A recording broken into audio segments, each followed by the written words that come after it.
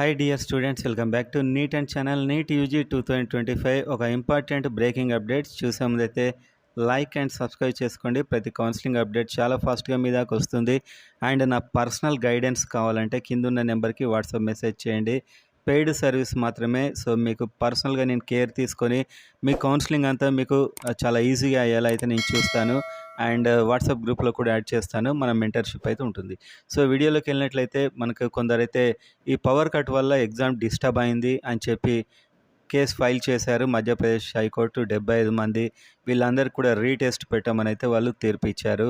So ఇదైతే చాలా important పరిణామం. ఎందుకంటే రెండు స్టేట్స్ ఏపీ అండ్ తెలంగాణ వెళ్ళి డిస్ప్లే లిస్ట్ తెచ్చుకోవడమే ఆలస్యం అన్న టైంలో ఇదైతే జరిగింది.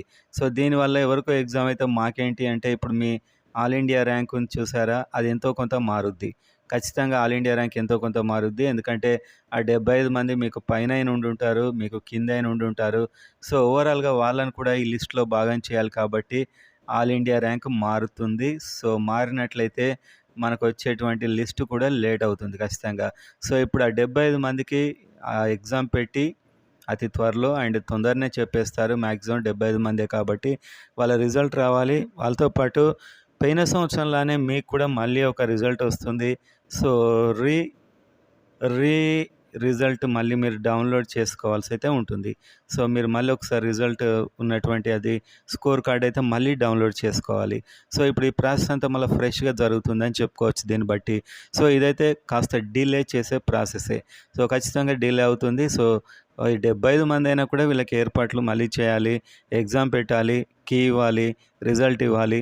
అండ్ ఈ విధంగా వీళ్ళకు రిజల్ట్ వచ్చాక మీ డౌన్లోడ్ మళ్ళీ చేసుకోవాలి. మీకు ఆల్ ఇండియా ర్యాంక్స్ పెద్ద మారవు, జస్ట్ 30-40 మారుతాయి.